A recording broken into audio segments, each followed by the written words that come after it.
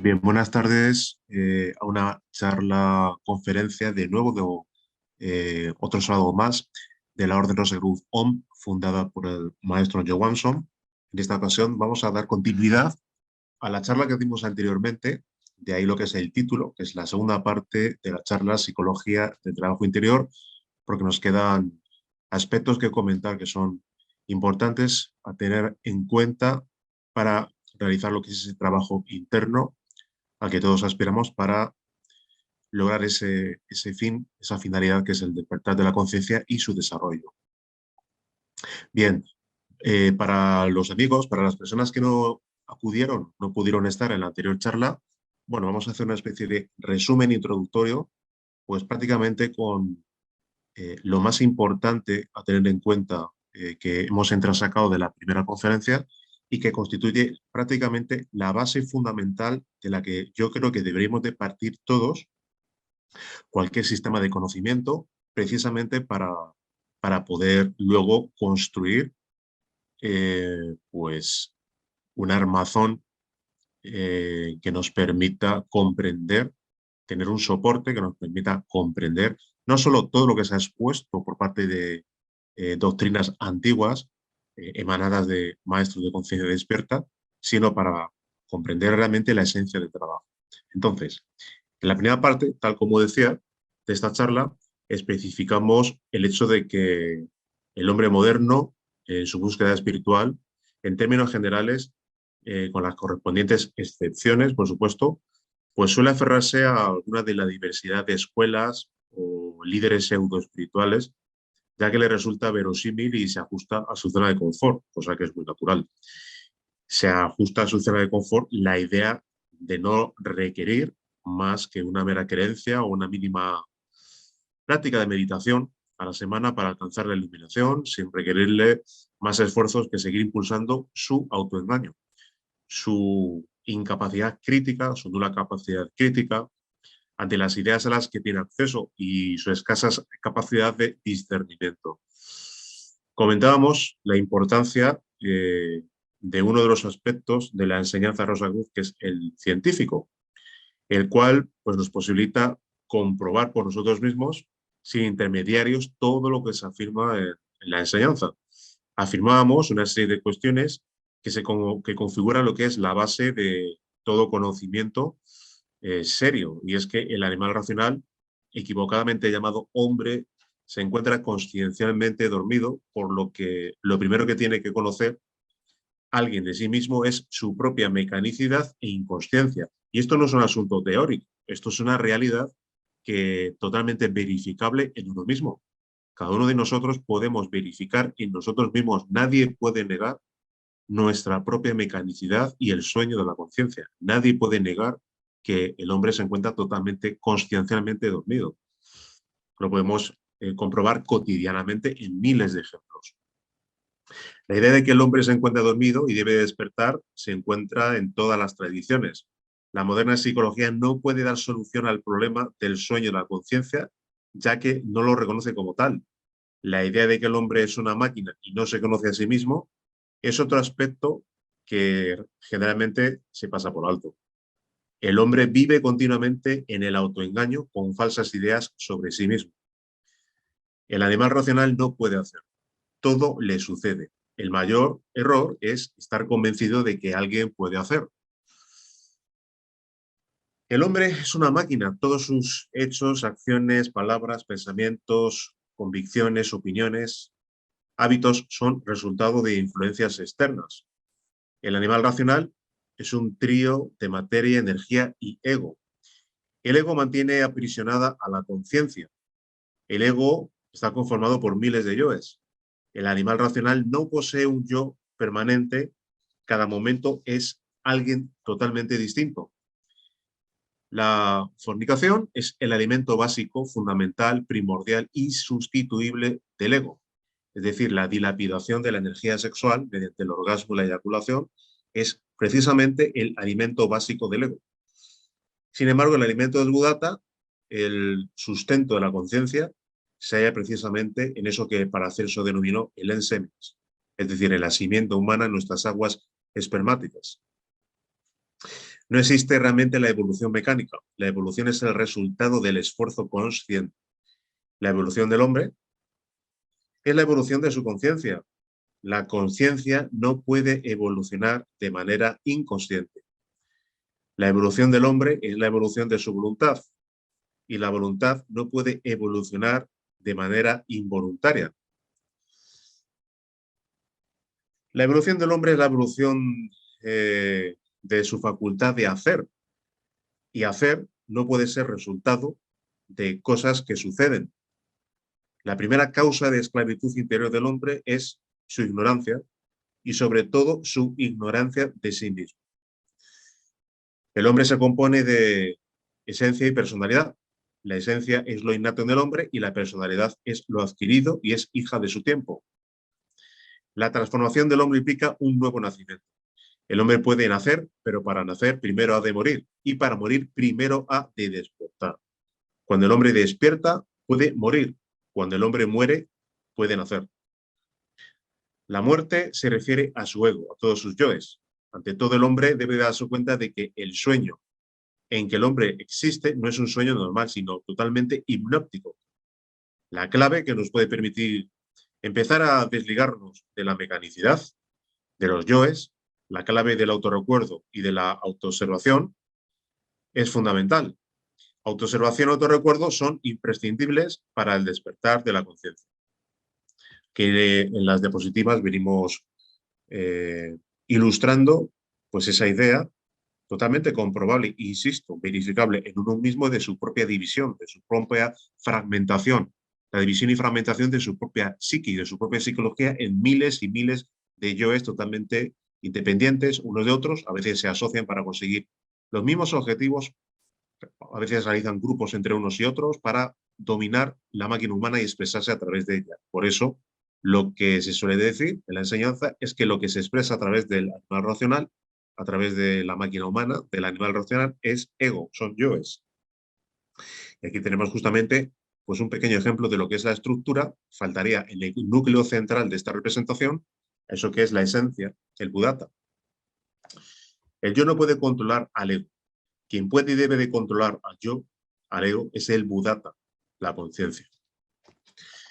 El autorrecuerdo y la autoobservación íntima de uno mismo trae como consecuencia la división de la atención consciente en individualidad, acción y ubicación. En este caso, en individuo, acción y ubicación. Una de las funciones conscienciales es precisamente la atención consciente. Quien aspira a despertar conciencia debe de trabajar con el fuego y el agua. Debe lograr la transmutación de su simiente divina. Y ahí bien, vemos lo que es, lo que hemos mencionado anteriormente, la constitución del animal racional, materia, energía, ego y conciencia, totalmente embotellada en el ego. Conciencia, cuyo sinónimo es la esencia o el Buddhata. Bien. Bien, decíamos concretamente que íbamos a añadir una serie de elementos. Estos preceptos, que configuran un resumen de la anterior charla, constituyen la base de la que partimos para iniciar una verdadera transformación encaminada al despertar. Si no tenemos claros estos preceptos, si no tenemos claro estas ideas que, insisto, constituyen la base de todo conocimiento, realmente no podemos aspirar a nada y tan solo pues, seguiremos permaneciendo en el autoengaño y en el sueño. Para continuar, vamos a añadir más elementos que son necesarios comprender, como hemos comentado, para nuestro avance en el camino hacia el ser y hacia el despertar. Bien, aquí vemos unas sentencias que hemos estado especificando pertenecientes a la anterior conferencia, afirmaciones del maestro Johansson, la necesidad concretamente de morir, de la muerte del ego, pero para que el ego muera, primero hemos de despertar. Y aquí vemos una representación de distintas culturas en las cuales simbólicamente está representada la muerte del ego. Bien, ser y saber. De nuevo, nos ayuda Ouspensky a vislumbrar ciertas cuestiones. Una de ellas es la siguiente. Hay dos lados del hombre que deben ser desarrollados, es decir, hay dos líneas de posible desarrollo, son el saber y el ser. Es muy importante la necesidad del desarrollo del saber y particularmente del conocimiento de sí, porque uno de los rasgos más característicos del estado actual del hombre es que no se conoce a sí mismo, algo que venimos repitiendo en todas las charlas y que es una realidad. En el pensamiento moderno se ignora la idea del ser y de diferentes niveles del ser. Por el contrario, se cree que cuantas más discrepancias y contradicciones haya en el ser de un hombre, tanto más interesante y brillante puede ser. En general se admite que un hombre puede ser dado a la mentira, puede ser egoísta, puede ser indigno de confianza, irrazonable, pervertido y, sin embargo, ser un gran sabio, un gran filósofo o un gran artista. Consecuencia de los tiempos en los que vivimos, donde esto lo vemos habitualmente pues en todos los más media, todos los medios de comunicación, etcétera, etcétera. Lamentablemente es así. Naturalmente, esto es totalmente imposible, esta incompatibilidad de diferentes rasgos en un ser, que por lo general es considerado como originalidad, en realidad solo significa debilidad. No se puede ser un gran pensador, un gran artista, con una mente pervertida o inconsistente, como no se puede ser un boxeador profesional o un atleta de circo si uno está sin ningún tipo de fuerza física. La difundida y aceptada idea de que la inconsistencia y la amoralidad significan originalidad, pues es responsabilidad de muchas de las imposturas científicas, artísticas y religiosas de nuestros tiempos, y probablemente de todos los tiempos. Si el saber crece más que el ser, o el ser crece más que el saber, pues el resultado es siempre un desarrollo unilateral que no puede ir lejos. En la vida ordinaria generalmente nos encontramos solo con una clase, es decir, cuando el saber ha crecido más que el ser. El resultado toma la forma de dogmatización de ciertas ideas y la consiguiente imposibilidad de un mayor desarrollo del conocimiento debido a la pérdida de comprensión. En este orden de ideas, el maestro Johansson afirma: los grandes intelectuales, así como los medianos y los pequeños, confunden razón con conciencia y confunden inteligencia con intelectualidad. Cuando algún pensador se destaca y a fuerza de elaborar juicios y más juicios, este es calificado como un hombre consciente, y mientras más y mejor razones será más y mejor y más consciente. Si alguien cultiva su intelecto, asimilándose gruesos volúmenes sobre diferentes ramas del saber humano y logra establecer una comunicación de sus conocimientos con la masa o elaborar pues quizás una nueva concepción de la vida, la muerte, la medicina, la ciencia, la literatura, el arte, es calificado de inteligente.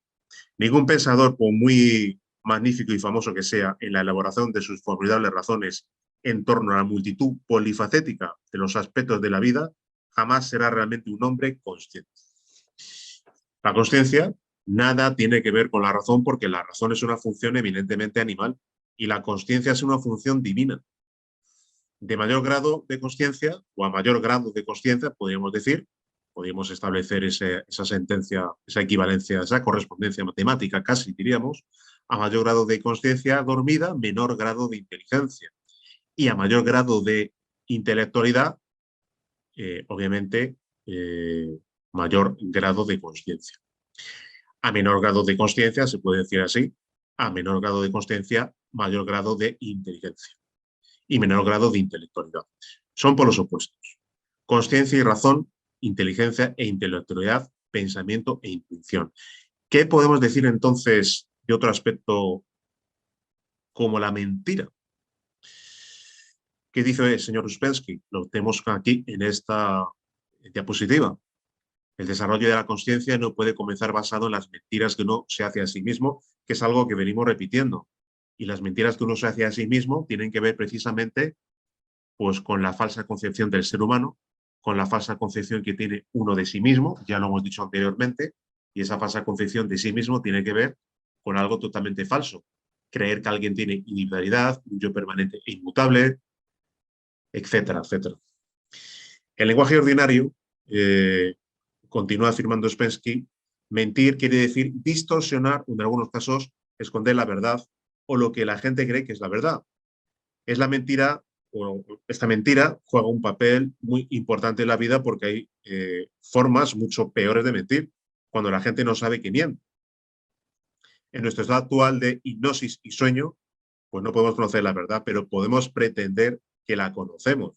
Y esto es no solo mentirnos a nosotros mismos, sino mentir también a los demás con informaciones e ideas totalmente erróneas. En el caso de que alguien se dedique a divulgar las mismas, cosa muy habitual en los tiempos que corren. El hecho de pues, tener una falsa creencia, una falsa idea sobre ciertos conceptos, si los transmite a los demás, evidentemente, pues quizás no sea la intención de esa persona, pero realmente está mintiendo sobre algo, sobre lo que realmente no conoce absolutamente nada. Pero a veces realmente se hace pasar a alguien que realmente conoce o dice conocer algo cuando realmente no lo conoce, tiene una concepción totalmente errónea y sin embargo se dedica a divulgarla generalmente para obtener dinero. Ese es el signo de los tiempos que estamos viviendo y tal como hemos dicho al principio, por eso quizás es más fácil para muchas personas permanecer en su zona de confort, en su rutina mecánica y adherirse a una enseñanza, a una idea emanada de pues, algún gurú, algún swami, alguna enseñanza surgida en los apartamentos de cualquiera de las grandes ciudades, que no requiera realmente ningún tipo de esfuerzo y prácticamente se le prometa el cielo, la iluminación, con tan solo quizás realizar pues, algún tipo de aportación de orden económico, lo cual supone un negocio para todo ese tipo de ideólogos eh, que han conformado su propio negocio con este tipo de ideas, que no corresponden a ninguna enseñanza tradicional, ni siquiera ancestral. Bien, por eso obviamente es difícil enfrentarse a uno mismo, es difícil conocer la verdad sobre uno mismo, que es bastante dura, la mecanicidad y el sueño. La sinceridad es la clave del conocimiento de sí mismo, tal como dice Gurdjieff, y ser sincero con uno mismo es la empresa más difícil, pero no es imposible de lograr. ¿Qué tendríamos que decir de la identificación? Otro de los grandes obstáculos, lo que nos encontramos en el momento de trabajar sobre nosotros mismos, es la identificación. Identificarse o la identificación es un curioso estado en el cual el hombre pasa más de la mitad de su vida. Se identifica con todo, con lo que dice, con lo que siente, con lo que cree, con lo que no cree, con lo que desea, con lo que no desea, con lo que le atrae, con lo que le repele. Todo le absorbe y no puede separarse a sí mismo de la idea, del sentimiento o del objeto que lo absorbe. Esto quiere decir que en el estado de identificación, el hombre es incapaz de ver imparcialmente el objeto de su identificación. Al mismo tiempo, en el estado de identificación, el hombre tiene menos control sobre sus reacciones mecánicas que en cualquier otro momento. Siempre solemos poner el mismo ejemplo para la cuestión relacionada con la identificación. Cuando alguien en un momento dado del día pues se deja avasallar por su propia ira o por su propia violencia, si no sabe separarse a sí mismo de esa sensación, de ese yo que se está expresando en ese momento, si no se autoobserva, sino que simplemente se deja llevar por él mismo y se identifica con él, obviamente, pues está siendo esclavo de ese yo del momento que se manifiesta a través de la máquina humana, se está identificando con él, está cayendo en el sueño, está cayendo en la mecanicidad. Sin embargo, si aprendemos a autorrecordarnos en ese momento, si aprendemos a autoobservarnos, podemos verificar que ese yo realmente no pertenece realmente a lo que somos en esencia, sino forma parte de eso que es los yoes, el ego. Si aprendemos a detectarlo, entonces podemos realmente controlarlo. Entonces, no nos identificaremos con el mismo y lo que haremos será precisamente realizar ese control inicial que debemos de hacer precisamente con todos los yoes, que luego explicaremos cuando hablemos de los 5 valores en el apartado relacionado con la muerte mística. Consideración. Otro factor emparentado con la identificación es la consideración. Considerar en realidad es identificarse, es una forma de identificación, pero es identificarse con las personas. Es un estado en el cual el hombre se preocupa constantemente acerca de lo que otras personas piensan de él, si lo tratan como se merece, si lo admiran lo suficiente, El considerar desempeña un papel muy importante en la vida de todo el mundo, pero en algunas personas se convierte en una obsesión. Todas sus vidas están repletas de consideración, es decir, de preocupación de todo y de sospecha, y no queda lugar para nada más. Siempre preocupándose por lo que dicen de uno mismo y teniendo lo que es la inquietud de que todo el mundo piense lo mejor sobre uno mismo, que realmente se sienta admirado, se sienta concretamente congratulado con la opinión de los demás, espere siempre una opinión positiva de uno mismo respecto a que los demás opinen positivamente de uno mismo, etcétera, etcétera.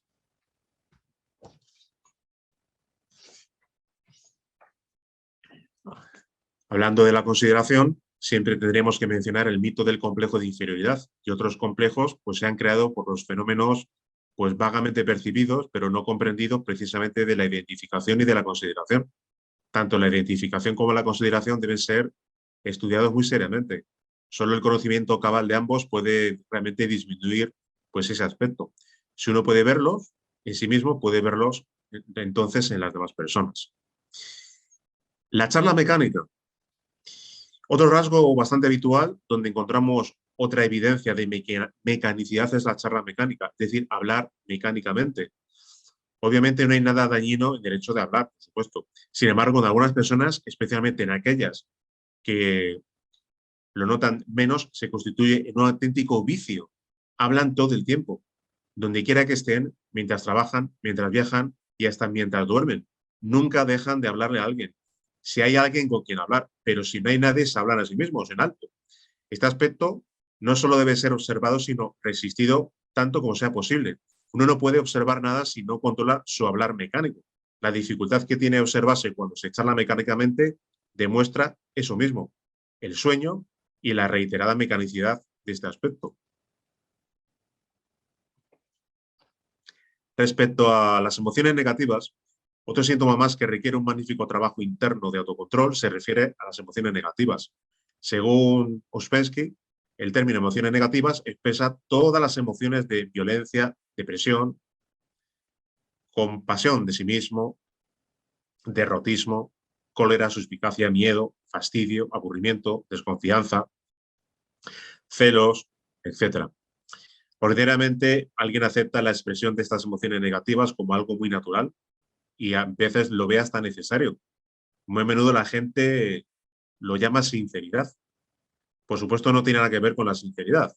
Es simplemente un signo de debilidad en el hombre, un signo de mal genio y de incapacidad de guardar para sí pues, los motivos de su queja continua. El hombre se da cuenta de esto cuando trata de oponérseles. Y al hacerlo aprende otra lección. Se da cuenta de que las manifestaciones mecánicas negativas no basta con observarlas. Es necesario resistirse a ellas. Porque si no se las resiste, uno no puede realmente observarlas. Aparecen de forma tan rápida, tan habitual y tan imperceptiblemente que es a veces casi imposible notarlas si no se hacen esfuerzos suficientes para realmente controlarlas. Los hábitos mecánicos, en términos generales, los hábitos deben ser objeto de observación. Toda persona adulta, afirma el maestro Bourdieu, se compone totalmente de hábitos, aunque muchas veces no tenga conciencia de ello, e incluso niegue rotundamente tenerlos. Un hombre nunca podrá conocerse hasta que no haya estudiado todos sus hábitos. La observación y el estudio de los hábitos es especialmente difícil porque para verlos y constatarlos hay que escapar de ellos, liberarse de ellos. Mientras que un hombre esté gobernado por un hábito determinado, pues no lo observa. Pero en la primera intentona, por frágil que éste sea, pues debe de luchar contra él, lo sentirá y lo notará. Por lo tanto, para observar y estudiar los hábitos, debemos de tratar de luchar contra ellos. Así se inicia un método práctico de observación de nosotros mismos. Así pues, un hombre no puede observar ni constatar nada si no intenta luchar consigo mismo, o sea, contra sus hábitos mecánicos. La lucha no puede producir resultados directos e inmediatos, obviamente, y mucho menos permanentes y duraderos, pero nos permite saber a qué nos atenemos. Sin lucha, un hombre no puede ver realmente de qué está compuesto. Bien, volviendo al aspecto del autorrecuerdo. Comentábamos en la conferencia anterior la importancia extraordinaria que tiene el autorrecuerdo o el recuerdo de sí y la autoobservación, además de, por supuesto, la transmutación alquímica de la energía sexual, algo que venimos repitiendo totalmente de manera continua en cada charla, porque es algo totalmente fundamental e imprescindible. Al principio podemos llegar a captar la idea, sin embargo, hay que tenerla presente en cada minuto de nuestras vidas, en cada segundo, y hacer énfasis reiterada en esta idea, precisamente por la gran dificultad de llevarla a cabo. Al respecto, Gurdjieff expresa lo siguiente: ninguno de ustedes ha reparado en la cuestión más importante, y es que ninguno de ustedes ha reparado en que no se acuerdan de ustedes mismos, no se sienten, no son conscientes de ustedes mismos, no son conscientes de sí mismos, se observan, lo mismo que se hablan, se piensan, se ríen. Ustedes no sienten lo siguiente: yo observo, yo me doy cuenta, yo veo, todo se nota por sí solo, se ve por sí solo. Para observarse, uno realmente antes de nada hay que recordarse a sí mismo. Traten de recordarse a sí mismos cuando se observen. Darse cuenta de que no nos recordamos a nosotros mismos ya es saber mucho. El problema es que nadie lo sabe. Si preguntan a un hombre si es capaz de recordarse a sí mismo, desde luego responderá que sí. Si se le dice que no puede recordarse a sí mismo, se enfadará o pensará que su interlocutor está loco. Precisamente el maestro Johansson afirma lo siguiente: el recordarse a uno mismo es algo de importancia indiscutible si realmente se anhela el despertar de la conciencia. Solo mediante el autorrecuerdo es como podemos observarnos a nosotros mismos. Si no nos recordamos, es imposible poder observarnos. Y no podemos recordarnos si no nos observamos, si no nos autoobservamos. Autoobservación y autorrecuerdo son imprescindibles para el despertar de la conciencia. La autoobservación, continúa diciendo el maestro Johansson, nos permite tener conciencia de lo que hacemos y del lugar donde nos encontramos. El autorrecuerdo nos permite tener conciencia de nosotros mismos. Es necesario e indiscutible que toda práctica de autoobservación debe ir acompañada del autorrecuerdo. Si no hay autoobservación, no hay autorrecuerdo. La autoobservación sin el autorrecuerdo conduce a la fascinación completa, a la identificación total con aquello que realizamos en un momento dado. Quien simplemente se observa, pues capta el mundo que le rodea y las cosas que hace, pero no se recuerda a sí mismo. Y así no ejerce ningún control contra el ego y por lo tanto no realiza ningún esfuerzo para el despertar de la conciencia. Quien solamente se recuerda a sí mismo sin lograr autoobservarse, pierde toda noción de la realidad y se aísla completamente de ella. Jamás se podría despertar conciencia utilizando las funciones del ego, porque para despertar conciencia hay que utilizar las funciones propias de la conciencia. Razonando jamás se logra el despertar de la conciencia. Para despertar conciencia hay que dejar de razonar. Solo quienes dejan de razonar llegan a iniciar el difícil trabajo del despertar de la conciencia. Las funciones del ego son evidentemente mentales, claramente racionales, y ningún proceso mental, volitivo, sensual, instintivo y animal va a lograr el ansiado despertar. ¿Qué decir de eso que se llama desengaño? El maestro G afirma con respecto al desengaño: para acercarse a este conocimiento, las personas deben desengañarse. Primero de sí mismas, es decir, de sus supuestas facultades, de todas las viejas costumbres. El hombre no puede sentir lo que es más valioso del sistema hasta que no se haya desengañado de lo que ha estado haciendo, de lo que ha estado buscando. Si es científico, debe desengañarse de su ciencia. Si es religioso, debe desengañarse de la religión. Si es político, debe desengañarse de la política. Si es filósofo, debe desengañarse de la filosofía. No obstante, hay que comprender bien esta idea. Que un hombre religioso deba desengañarse de la religión, obviamente no significa que éste deba de perder su fe. Significa estar decepcionado solo con la enseñanza y el método, siendo consciente de que las enseñanzas religiosas que él conoce no le bastan, no le llevarán a ningún sitio. Desengañarse de la religión significa desengañarse de la parte visible o exotérica y sentir la necesidad de encontrar la parte desconocida y oculta de la religión o esotérica. Desengañarse de la ciencia no quiere decir perder interés por el conocimiento. Significa convencerse de que los métodos científicos convencionales no solo son inútiles, sino que llevan a la elaboración de teorías absurdas y contradictorias. Y una vez convencido de esto, empieza a buscar otras. Desenredarse de la filosofía significa convencerse de que la filosofía ordinaria es meramente, como dice un proverbio ruso, verter contenido de una vasija vacía dentro de otra.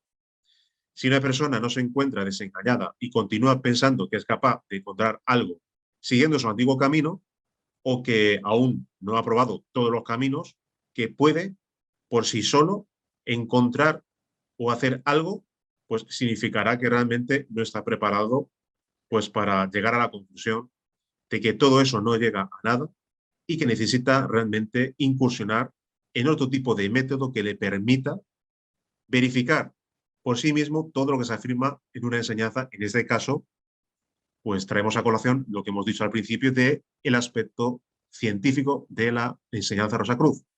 Ese aspecto científico nos permite verificar por nosotros mismos, sin intermediarios, todo lo que se afirma en la enseñanza. Obviamente, algunas cosas antes que otras. Pero tal como veremos, pues prácticamente al final de la conferencia, cuando hablemos de los 5 valores, el mero hecho de la práctica más sencilla, que es la transmutación alquímica de energía sexual, se puede verificar desde el segundo siguiente a la realización de la práctica. Su gran realidad. Bien, con respecto a otro aspecto que tenemos que trabajar, el juicio a los demás.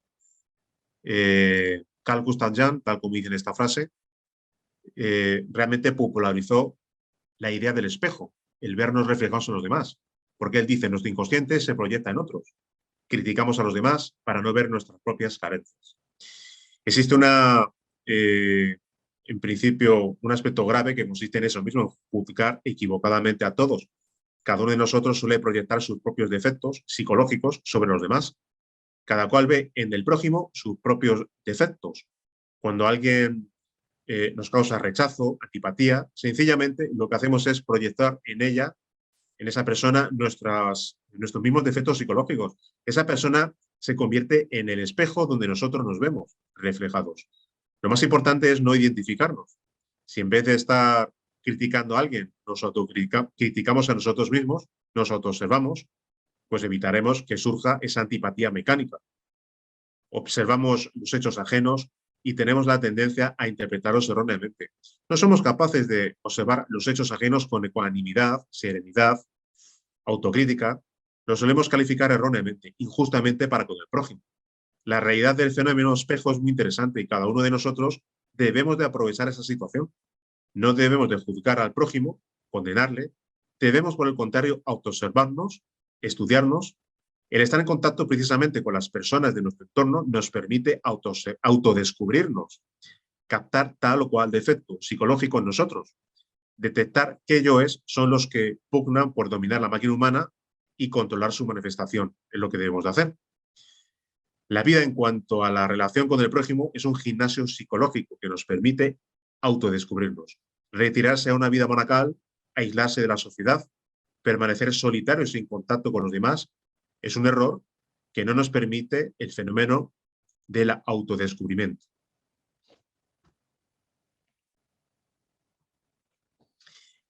¿Qué podemos decir de otro aspecto fundamental que hay que entender? Efectivamente, tal como dice Frederick Douglass, si no hay esfuerzo, no hay progreso. No es fácil vivir las prácticas del recuerdo de sí. No es fácil vivir la práctica del autorrecuerdo, de la autoobservación. Se requiere esfuerzo y disciplina para vivir la enseñanza. Si queremos lograr resultados, debemos de luchar por ellos. Si mantenemos el esfuerzo y la disciplina, los resultados tarde o temprano vendrán. Todo el mundo se adhiere a escuelas, a gurús, a swamis, cuyas doctrinas pues apenas le supone realizar un gran esfuerzo. Sin embargo, salir de nuestra mecanicidad, del sueño, llegar al despertar de la conciencia puede requerirnos súper esfuerzos. Nadie puede romper su rutina, mecanicidad, sueño, porque requiere tiempo, dedicación, disciplina, esfuerzo, constancia y prefiere otras opciones mucho más fáciles. En el camino realmente no hay atajos. A quien más tiene, más se le da. A quien menos tiene, menos se le da. Eso sí, ningún esfuerzo se pierde. Bien, reiterar de nuevo, y aquí vemos unos magníficos grabados medievales que representan lo que vamos a tratar ahora, que es justamente la transmutación alquímica de la energía sexual. No podríamos terminar sin reiterar y poner de nuevo la atención en la necesidad de transmutar la energía sexual. El maestro Johansson afirma, quien aspira realmente a despertar conciencia debe de trabajar con el fuego y el agua, debe de lograr la transmutación de su simiente. El alimento del Buddhata, el sustento de la conciencia, se halla en el enseminis, en la simiente. El ejercicio de la división de la atención consciente es el medio por el cual podemos asimilar profundamente nuestra energía sexual transmutada para el despertar de la conciencia. El maestro Gurdjieff afirma, llegamos a la conclusión de que debemos recordarnos, pero solo podemos hacerlo si tenemos dentro de nosotros la energía suficiente para el recuerdo de sí. Lo que afirma el maestro G es vital. El maestro Johansson especialmente afirma, la criatura humana desconoce completamente todo el poder divino que se haya contenido en su simiente. Desconoce todo aquel potencial de vida que se haya cerrado en su enseminis. Pequeño paréntesis, aquí estamos viendo una representación de lo que los alquimistas medievales, estoy refiriendo a esta diapositiva en el lado justamente en la parte derecha, a lo que ellos llamaban la materia prima. La materia prima para los alquimistas nunca fue revelada, sin embargo, pues gracias a los maestros conocemos que la materia prima realmente de los alquimistas se estaba refiriendo a eso que ellos denominaban el mercurio en bruto, o lo que es lo mismo a nuestras mismas aguas espermáticas. Y es que el maestro Johansson especifica que lo más precioso que tiene la criatura humana es su semilla, su simiente. Nada hay en el universo que tenga un valor semejante al de la simiente humana. La simiente humana es invalorable. Basta saber cómo desarrollar todo el potencial energético contenido en el enseminis para transformarnos completamente, convertirnos en seres humanos y realizarnos como verdaderos hombres. Lo más importante, o la más importante regeneración que se logra gracias a la transmutación sexual, es la transformación integral de la conciencia. Transmutación es cambio, transformación, revolución. Transmutación sexual es cambio consciente de la mecanicidad y rutina bestial en acto voluntario controlado íntegramente. Es transformación de la materia caótica en energía pura, ígnea, radiante, con cuyo poder divinal realizamos la más grande de las revoluciones, la revolución de la conciencia. Solo en base a las constantes transmutaciones del enseminis se logra despertar conciencia, generar o crear los cuerpos internos de naturaleza crística y vestidos de boda, llegar a la sublime gran boda alquímica de las almas gemelas para luego, siendo uno en el Padre, sumergirnos en la ingrata luz del absoluto. Y para ello viviremos los 5 valores de la Rosa Cruz, que son vida, muerte, amor, libertad y sabiduría. El valor de la vida nos habla precisamente de eso, de la transmutación alquímica de la energía sexual. Nadie ha venido a este mundo sin lo que es precisamente la correspondiente unión sexual. Todo lo que surge en el universo, todo lo que existe, es producto de 2 fuerzas. En la transmutación sexual tenemos 3 aspectos o 3 tipos de transmutación. La transmutación unipolar, tal como vemos en pantalla, una práctica sencilla que la realiza todo aquel que todavía pues no tiene a su compañero o compañera en el sendero. En este caso siempre hablamos de hombre y mujer. Entonces la transmutación unipolar está recomendada para aquellas personas que trabajan de manera individual en la enseñanza y con esta práctica pueden realizar una magnífica transmutación de su simiente, la cual asciende por los canales Ida y Pingala hasta el cerebro y luego hasta el corazón. Anteriormente hemos visto justamente un gráfico que es este, donde realmente observamos por dónde sube la energía sexual transmutada por los nadis y Ida y Pingala hasta el cerebro, desemboca en el corazón. Bien, el segundo tipo de transmutación es la transmutación bipolar, donde ya sí que trabaja hombre y mujer, en la cual pues todavía no hay contacto sexual, los dos se cogen de las manos, pueden tocarse con las rodillas o pueden estar espalda contra espalda, donde se establece un contacto bioelectromagnético y es una preparación energética para el gran momento, que es el tercer tipo de transmutación, lo que es el arcano solar, donde ya sí que hay unión sexual, pero se produce una magnífica transmutación. No hay orgasmo ni eyaculación, sino una magnífica transmutación de la simiente. Este es el valor de la vida, el relacionado con la transmutación alquímica de la energía sexual. En el valor de la muerte, tal como ya hemos mencionado anteriormente, hablamos de la muerte del ego, obviamente, la muerte mística. En la muerte del ego, el gran problema que nos acontece justamente es que el ego tiene aprisionada a nuestra conciencia, al Buddhata. Por eso el Buddhata no puede despertar, porque el ego tiene prisionero totalmente a ese Buddhata, a nuestra chispa divinal. Inicialmente tenemos que realizar un control de lo yoístico, tenemos que realizar un control del ego para que éste vaya debilitándose. Si lo que hacemos es dar rienda suelta a los yoes, estos se irán robusteciendo, se irán concretamente volviendo cada vez más fuertes. Y lo que buscamos es justamente lo contrario, el debilitamiento del ego, volver al ego pasivo y a la conciencia activa. La tercera herramienta, el tercer valor es el valor de la libertad. Y aquí ya, pues, tanto en la anterior conferencia como esta hemos tocado los aspectos que tienen que ver con la división de la atención consciente.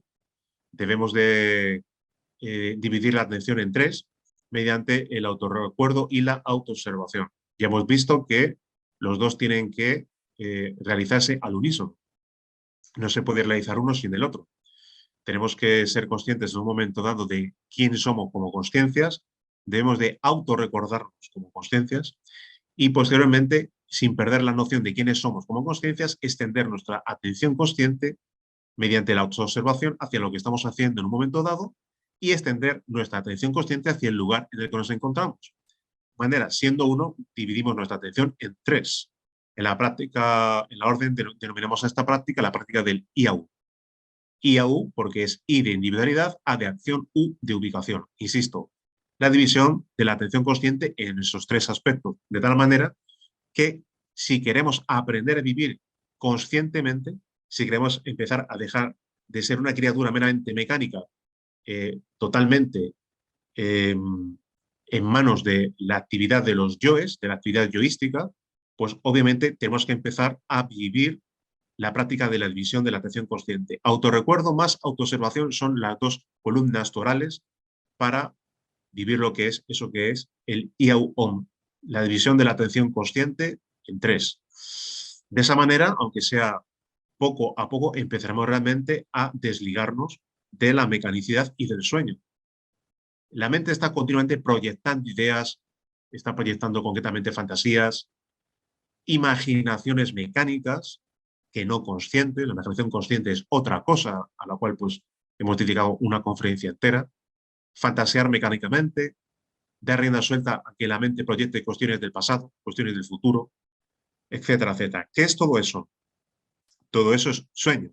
Y para romper ese sueño, lo que tenemos que hacer precisamente es ser conscientes de segundo en segundo con la práctica del yoga. Tenemos luego el valor del amor, que implica amar a nuestro prójimo más que a nosotros mismos, y lo que hacemos realmente es dar la enseñanza gratuitamente. La enseñanza rosacruz la hemos recibido gratuitamente, debemos de darla gratuitamente a los más. Amar a nuestro prójimo más que a nosotros mismos implica dar lo más valioso que tenemos. ¿Y qué es lo más valioso que tenemos? Pues la enseñanza rosacruz. Debemos darla sin ningún tipo de remuneración, gratuitamente, y dar la oportunidad a otros de conocer la enseñanza con independencia de que la quieran vivir o no. Nosotros hemos tenido la posibilidad de conocerla gratuitamente, se nos ha dado esa oportunidad. Nosotros, para poder avanzar en el sendero, tenemos que posibilitar a otros la misma oportunidad que a nosotros se nos ha dado, que es conocer la enseñanza. Y por último, el valor de la voluntad implica hacer la voluntad del Padre. Lo que estamos acostumbrados cada uno de nosotros es a hacer la voluntad del ego, a hacer nuestra propia voluntad. ¿Cuál podría ser hacer la voluntad del Padre? Pues obviamente una prioridad, que es esto que tenemos en pantalla ahora mismo, que es despertar. Despertar es la prioridad. Para hacer realmente la voluntad del Padre debemos de despertar. Mientras tanto, siempre tenemos que acudir a los divinos padres para todo, para cualquier práctica, sentirles en nuestra vida diaria a nuestro lado. Siempre acudir a ellos para todo. Y mediante los 5 valores, pues obviamente podremos, sin ningún tipo de duda, si los vivimos, llegar a eso que es el despertar de la consciencia, su expansión, su desarrollo y culminar con éxito eso que es esa gran obra y tal como afirmaba el maestro Johansson, pues posicionarnos y prepararnos para ingresar a eso que es lo absoluto. Bien, en esta segunda charla hemos tratado todos esos aspectos que hemos visto que no vimos en la primera y que creo que, bueno, es una manera también de tener en cuenta que hay ciertas cuestiones sobre las que tenemos que trabajar y trabajar duro. Sin más, dar las gracias a los amigos por su atención. Si alguien tiene alguna pregunta, intentaremos responder. Muchas gracias. Eh, Buenas tardes a todos. No, rápidamente para que por favor, si me puede decir cuál es, digamos, la mayor diferencia o la diferencia entre el yo y el ego. Es una buena pregunta. Si analizamos la pregunta e intentamos contestar desde un punto de vista genérico, pues no habría ninguna diferencia. Pero si intentamos desmenuzar la pregunta e ir un poquito más a una contestación más específica, tendríamos que decir que el ego está compuesto de miles de yoes. O sea, la mayoría de personas hablan del concepto del yo como si fuera algo único, íntegro, como si fuera uno, como si fuera permanente, individual, inmortal, algo que permanece y que es único. Pero realmente una de las cuestiones que venimos hablando y de las cuales habla la enseñanza es de la fragmentación de nuestra psiquis en miles de yoes. Entonces, obviamente, ¿qué es el ego? Realmente es un grupúsculo de cientos y de miles de yoes. Si alguien quiere, de alguna manera, desde una perspectiva más general, hablar de que realmente el ego es el yo, bueno, lo podemos entender, claro que sí, pero realmente, yendo un poquito más al análisis, tendríamos que decir que el ego está compuesto de miles de esos aspectos, de esos yoes que son precisamente lo que habitualmente se manifiestan en nosotros, que cada uno de ellos trata de, en un momento dado, dominar la máquina humana. Por eso en cada momento somos una persona totalmente distinta, porque hay miles de personas y de aspectos de nosotros mismos que tratan de manifestarse a través de la máquina humana. Al respecto, por eso siempre decimos que esos yoes, cada uno de esos yoes tiene aprisionada una porción de conciencia y que más adelante en el trabajo pues hay que eliminar todo resquicio de cada uno de esos yoes. Y es realmente un trabajo realmente que en expresión del maestro Johansson parece casi imposible, pero no es imposible. Gracias, Rafael. Hay una pregunta de Cristian a través del chat. Hola, ¿cómo sería la práctica del IAU? Bien, la práctica del IAU la venimos un poco desmenuzando en conferencias anteriores, pero simplemente, aparte de que tú misma, Laura, puedes, a través del chat, porque si no recuerdo mal, creo que tenemos la práctica en PDF, me parece. Creo que tenemos la práctica en PDF para poder compartir o en Facebook o a través del chat. Pero la práctica de layout, tal como hemos explicado, implica eso mismo de lo que estamos hablando. Implica dos conceptos que son autorrecuerdo y autoobservación. Cuando hablamos de autorrecuerdo, no nos estamos refiriendo a autorrecordarnos como persona, como ego, sino autorrecordarnos como consciencia. Y esto no se puede hacer con la razón, hay que sentirnos, con el sentimiento, con la emoción, sentirnos, autorrecordarnos como consciencia. Paralelamente, sin perder esa noción, tenemos que ir un poco más allá y ya sí entra en juego la autoobservación y debemos de extender nuestra atención consciente hacia la actividad que estamos desempeñando en un momento dado y sin perder lo que previamente al inicio estábamos especificando, sin perder nuestra individualidad como consciencia, quiénes somos como consciencia, y sin perder la actividad que estamos desarrollando, la noción, la atención sobre las mismas, extendemos la autoobservación hacia el lugar en el que nos encontramos. De esa manera, lo que hacemos es dividir la atención en tres aspectos: individualidad, acción y ubicación. Eso implica empezar a vivir conscientemente o empezar a vivir realmente una vida consciente si vivimos realmente esa práctica. Insisto, tiene su dificultad, pero hay que empezar poco a poco. Es difícil, la atención se nos va con una mosca, a todos, obviamente. Y luego lo más importante también es que para poder encauzar bien esa práctica, tal como hemos hecho énfasis hoy, necesitamos energía. Y esa energía la obtenemos precisamente de las prácticas de transmutación. Lo que es la práctica del autorrecuerdo, de la autoobservación, de la división de la atención consciente, de alguna manera encauza a través de la energía sexual transmutada. Por eso es fundamental comprender la importancia de la transmutación alquímica de energías sexuales. Gracias por la asistencia y bueno, nos vemos concretamente en la próxima charla. Tengan todos un buen fin de semana y bueno, espero que les haya aportado algo la charla, espero que sí. Muchísimas gracias a todos, muchísimas gracias a ti, Laura, como siempre, y nos vemos pronto. Un abrazo para todos.